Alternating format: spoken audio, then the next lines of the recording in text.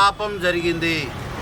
అది నెయ్యి కాదు, అది సింథటిక్ పదార్థాలతో కెమికల్స్ కలిపిన ద్రవం అని సిట్ అధికారులు నిగ్గు తేల్చారు. సాక్షాత్తు వెంకటేశ్వర స్వామి గారు కొలి ఉన్న ఆ తిరుమలలో మరి లడ్డూ ప్రసాదాన్ని ఎంతో ఆధ్యాత్మికంగా ఆ ప్రసాదాన్ని స్వామి గారిపై భక్తి శ్రద్ధలతో ఆ ప్రసాదాన్ని కొన్ని కోట్ల మంది ఇప్పటికే సేవించారు.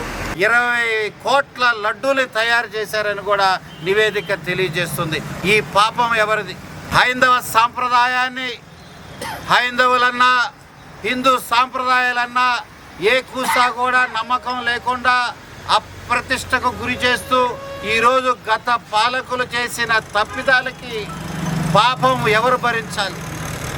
హైందవుల యొక్క మనోభావాలు దెబ్బతిన్నాయి. అందుకని ఈరోజు పామరు నియోజకవర్గంలో ఆలయాలని శుద్ధి చేస్తున్నాం.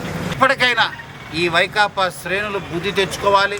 ఎవరైతే తప్పులు చేశారో దాని వెనకున్నారో వారందరూ కూడా ఇప్పటికైనా క్షమాపణలు చెప్పాలని అందరం కూడా కోరుతున్నాం. రాబోయే రోజుల్లో దీని పర్యవసానాలు, తగిన చర్యలు ఖచ్చితంగా తీసుకుంటుంది సుప్రీంకోర్టు అనే ఆశాభావంతో ఉన్నాం. పాపం చేశారు, దానికి తగ్గ శిక్ష తిరుమల దేవస్థానం శ్రీ వెంకటేశ్వర స్వామి గారి ఆగ్రహానికి ఈ దుర్మార్గులు గురవుతారని కూడా తెలియజేస్తున్నాం.